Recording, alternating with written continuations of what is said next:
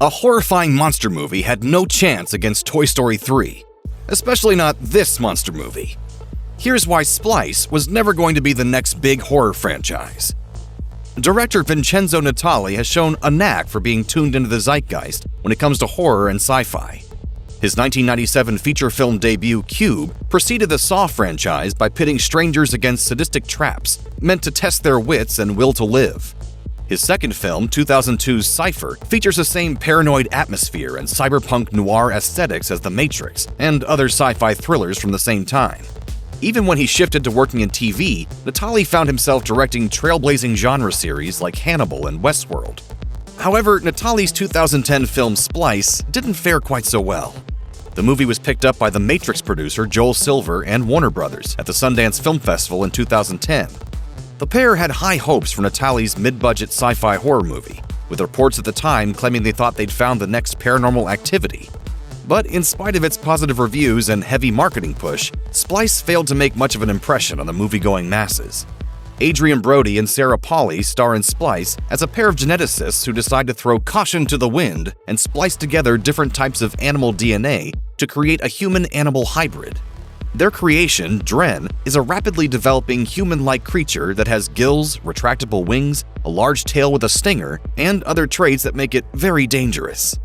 Things take a turn for the twisted as the movie blends disturbing acts of sex and violence while exploring the deeper themes of creator-creation relationships and humankind's arrogance.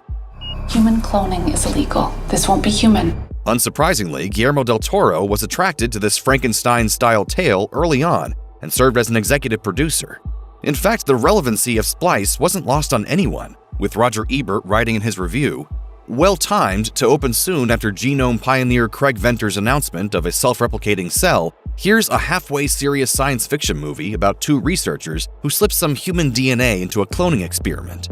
Comparisons to David Cronenberg's body horror work were also unavoidable, as were those likening the film to a more self-serious riff on Roger Donaldson's 1995 sci-fi thriller Species. However, the dour tone and nasty plot twist in Splice made it divisive among critics, with some slamming the film as being little more than a lewd B-movie hiding beneath a slick surface. Audiences weren't exactly wowed by Splice, giving it a D cinema score when it opened in theaters on June 4, 2010. The film went on to gross $28.5 million at the box office against a $30 million budget. Joel Silver's Dark Castle Entertainment label perhaps took the biggest hit after it committed upwards of $35 million to purchase and promote the movie following its run on the festival circuit. It seems that Splice simply couldn't live up to its expectations. Where Paranormal Activity has an accessible premise and ample jump scares, lending itself to box office success, Natali's tale of parentage and playing God is far too twisted and grisly to appeal to mainstream tastes. The movie was never intended to launch a franchise either. As Natali explained around the time of its release, the film's ominous, open-ended final scene was meant to encourage people to think deeper about the themes at the heart of Splice, not launch a franchise. It's also worth noting that Warner Brothers' decision to release Splice in the middle of the 2010 summer movie season likely impacted its success. Unfortunately, Splice was forced to go head-to-head with the biggest blockbusters of the year and was quickly pushed aside to make room for crowd-pleasers like Toy Story 3 and Despicable Me.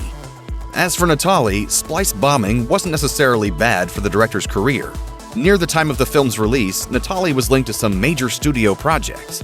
He ended up moving on with Netflix's successful adaptation of Stephen King and Joe Hill's In the Tall Grass, as well as Lock and Key.